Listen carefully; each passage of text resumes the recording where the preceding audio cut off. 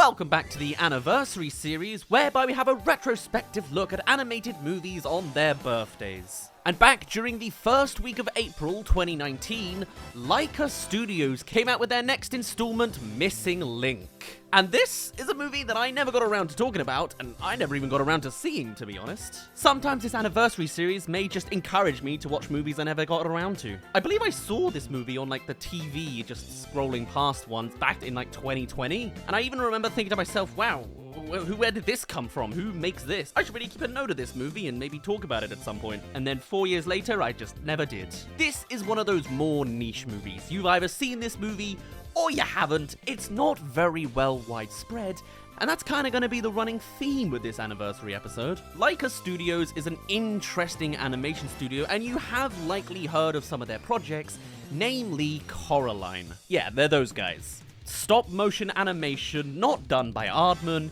and in the case of Coraline, brilliantly done with so many small details that's fantastic thanks to their adaptation from a book. Now, looking at the rest of their filmography, they've only actually got 5 movies total, bringing out the likes of Paranorman, The Box Trolls, and Kubo and the Two Strings at just about every 2 years. And I know that each of these movies have a great fandom surrounding them. I have gotten many requests to cover Paranorman and Kubo and the Two Strings, and again, I haven't seen them. I'll get around to it. Even Coraline was new for me a year ago. Still, what's interesting is with the case of Missing Link, it took 3 years instead of 2 years to produce, and that is also their last movie so far. 5 years later, and we still haven't seen anything else. There's probably some obvious explanations for that. For a start, stop-motion animation is not exactly something you could do at home. So the whole worldwide arc of lockdowns and pandemics probably caused a massive wrench in the mix. And thankfully there are more movies intended, with Wildwood being a movie announced and planned for 2025,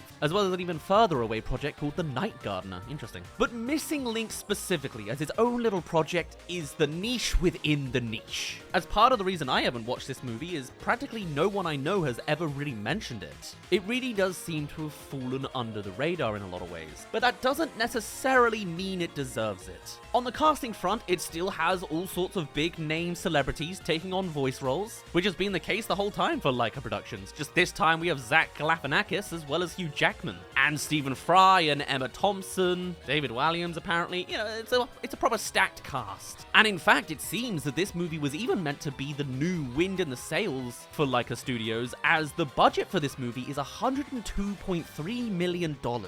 And you can see visually, it looks pretty nice. There's one shot in particular that is clearly just a barraging spectacle of production for stop motion that you can see why it took so much money to create. The prior 4 Laika movies all went by with just $60 million. And looking at the reviews for these movies, Missing Link comes pretty solidly as second worst. But it's an interesting one, because on the one hand, there are some pretty high reviews for this movie, some putting it at 89%, others saying it's a 4 out of 5. But there's also a second element of reviews that appear in places, like getting a 68 out of 100 on Metacritic, 6.7 on IMDb, as well as 67% from audiences. A slight variation between their critics on the Rotten Tomatoes site. And I think that's interesting. It's almost like the story behind this movie is that it didn't have much of an impact on the cultural zeitgeist front, but it had a bigger budget and seems to be more liked by the critics and the people on the inside than the people on the out. Similarly, when I watched this movie, this doesn't blow me away. I think one of the highlights of stop-motion animation is it takes so long to produce that it's a real craftsmanship of animation, you know? These guys are properly gilded animators. But also, with so much extra time to produce a movie, I would want to see all sorts of tiny micro details for every single frame.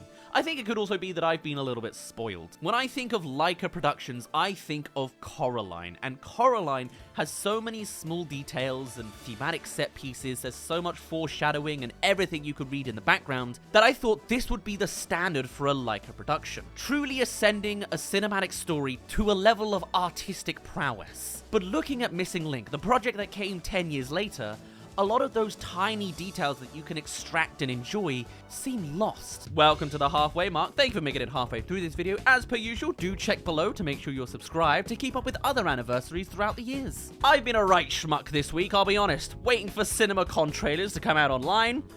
Not gonna happen! happen. I've heard that there have been trailer releases for the likes of Sonic 3, and there is all sorts of movie news coming real soon that we'll cover. It just hasn't come out online. I think next year I'll actually go to CinemaCon and be more in the loop. I just didn't find out about the convention until the day it started. Oops. So thanks for supporting us halfway through. It'll hopefully fund a Las Vegas business trip next year. But for now, I'll let you get back to the 5th anniversary celebration for Leica Entertainment's Missing Link. The story of this tale is essentially a guy goes to find Bigfoot to get involved with a members club. He finds Bigfoot, who then wants him to go and find the Yetis to have a family. They find the Yetis and discover that the Yetis don't like him, and also the guy comes to find out that the members club just don't like him either. The two of them never fit in their circles despite trying to incorporate within them, and so find each other to find a group of people that like them, instead of forcing themselves into places where they just don't belong, being true to themselves rather than conforming to the masses. You know, there's a story there, there's a theme, you can get what it's going for, but it's also just a pretty simplistic story of adventure. It looks great. I love the way that the main Hugh Jackman protagonist has a cane that he uses for all these circumstances, and there's a lot of great animation, as I said before, throughout this movie, but it doesn't elevate beyond that. It's just kind of a sit down and enjoy, and wow, this took a lot of effort. And I think that kind of reception kind of explains where it's placed now, 5 years later. Now, Leica Studios has always been a bit of an underdog of a production team, as because stop motion is so expensive, they oftentimes do struggle to make a profit. Coraline, is the example I'm going to keep going back to because it's my favorite and the only one I've seen, only really made $60 million in profit. And Kubo and the Two Strings squeaked by with $17 million. But Missing Link was their first ever loss, turning their $100 million budget back to $26.6 million. And to be honest, budgeting has always been a bit of an issue with Leica. It's to the point that they have a sponsorship with Nike to keep themselves afloat by having them cover a lot of their funding in order to produce these movies. And it's a real shame because Leica is one of the last emblems of this animation style that is so good and seems to show more and more diminishing returns as it continues. And perhaps Missing Link is just the epitome of that so far. Costing too much money, not having enough of a payback, losing some of the artistic prowess from its predecessors, whether that be from just the process of trying to upgrade over time, or because Coraline was written first and so had those small details already baked in. And now here we are 5 years later with still not a release until another year. Extenuating circumstances in mind. That being said, as much as Leica is an underdog and clearly has gone through some pretty bumpy times in recent years, I still am 100% on board with the studio as a whole, even if this comes out as more of a blip on their radar. The movie is still pretty great. Really, we're nitpicking at this point because I was spoiled by Coraline. But this movie is great fun. You can watch it, you can be entertained, and look at all the footage you're seeing behind me. I'm sure there's been all sorts of shots that looked absolutely brilliant. Because it's absolutely brilliant. As an art form, it really is just incredible to see what can be made. And maybe I'm just getting too elitist to want every single foreshadowing piece to be in a story. Sometimes simplicity is fine too, as the messaging behind this movie is a really good, wholesome one to teach children. The idea that you shouldn't cram yourself into a social situation and conform to be somebody you're not. Some people are just arseholes.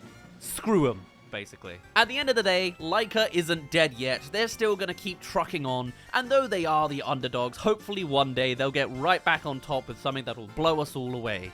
And hopefully on the side they'll get good reviews and a good profit from it.